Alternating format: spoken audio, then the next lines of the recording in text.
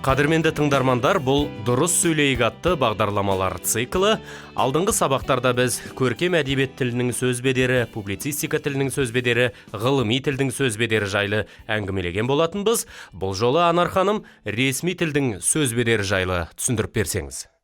Самат, біз сөз бедері деген кезде әрбір табиғи тілдің стильдік тармақтарына тән, сол тармақтардағы ауызша сөзде қолданылатын сөздер туралы, дайын сөз үлгілері туралы, сөз қолданыстар туралы әңгіме еткенбіз.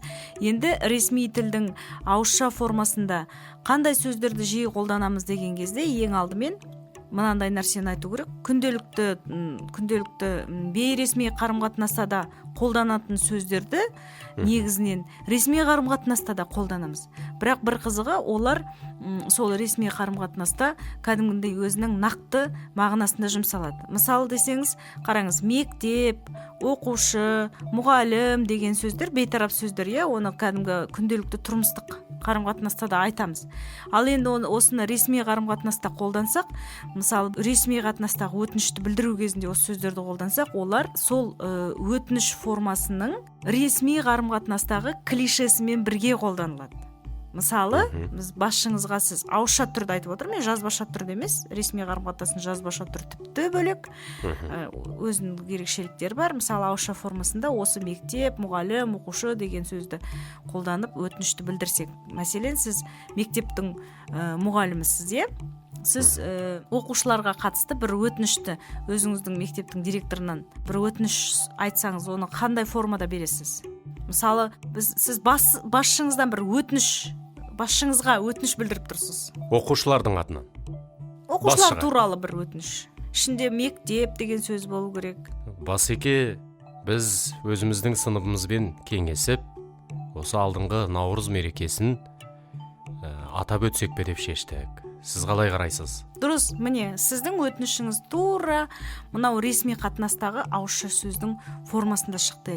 Еке деген қаратпалар қазақи дәстүр бойынша жасы үлкен кісіге айтылады. Содан кейін сіз қарасаңыз жаңағы Наурыз, мереке, сынып деген сөздерді қолдандыңыз, бірақ сіздің өтінішіңіздің ішінде олар бір ресмилік реңк алып тұр, костюм шалбар киіп, мойындарына мойынтақ тағып, енді бастықтың алдында тұрған басқалай сөйлеу. Сіздің сол сөздеріңіз қолдарында бір портфель бар сөздер болып шықты.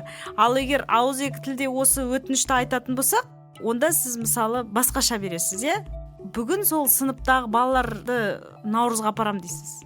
Немесе бүгін сыныптағы балалармен Наурыз өткізейін деп жатырмын дейсіз. Наурыз деген не, мереке деген не, тіпті сынып дегенді де қолданбай айта салсаңыз да болады, бүгін балалармен Наурыз өткіземіз деп. Сізді тыңдап тұрған адам қай балалармен өткізейін деп атқаныңызды, ол балалар оқушы екенін бәрін түсінеді. Міне, ресми қатынастың сөз бедеріндегі бір ерекшелігі осы. Енді біздің тыңдармандарымызға нақтырақ, түсініктірек, қызықтырақ болу үшін мысалдар келтірейік.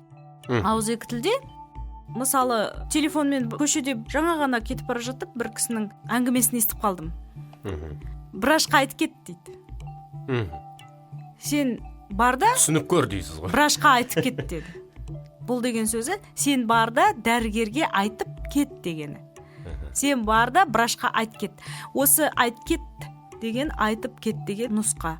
Толық нұсқасы осы айтып кет деген сөз. Врач деп отырғаны дәрігер. Бұл біздің сөйлеу тілінің, яғни тек қана ауызша коммуникацияда жүзеге асатын тұрмыстық аядағы сөйлеу тілінің мысалы. Ал енді осыны ресми тілдің бедеріне салатын болсақ, онда сен емханаға барып дәрігерге айтып кет деген толық нұсқада айтасыздар ауызша формасында. Ал енді осыны жазбаша формаға түсіретін болсаңыз, онда тіпті де нақтылықты көбірек қосу керек болады. Онда сен қалалық нөмірі 5-ші емхананың бәленбай деген дәрігеріне, осындай мысалы мынандай бөлмеде отыратын дәрігеріне кіріп айтып кет деген толық форма ұсынылады. Егер осыны құжат түрінде рәсімдейтін болсаңыз керек, Міне осы. Ал енді кейде мынандай болып жатады. Ресми қарым-қатынастың ауызша формасында тым асырып кетіп, көркем әдебиет стиліне тән бейнелеуіштік, бағалауыштық, немесе көсемсөз стиліне, яғни публицистика стиліне тән экспрессиялық бағалауыштық сөздерді қолданып кетіп жатады. Мысалы, мәселен, мұғалім деген сөзді ұстаз деп егер ресми қарым-қатынаста құжатта айтса, ал оқушы дегенді шәкірт деп айтса, онда кішкене пафос қосылып кетеді. Әрине, ресми қарым-қатынастың ауызша түрінде ұстаз, шәкірт деген сөздер қолданылмайды емес, қолданылады. Қалай ойлайсыз, Самат? Қандай кездерде қолданылады? Мүмкін құттықтауларда. Иә. Ресми қарым-қатынастың сондай бір жақын, жылы форматы болады.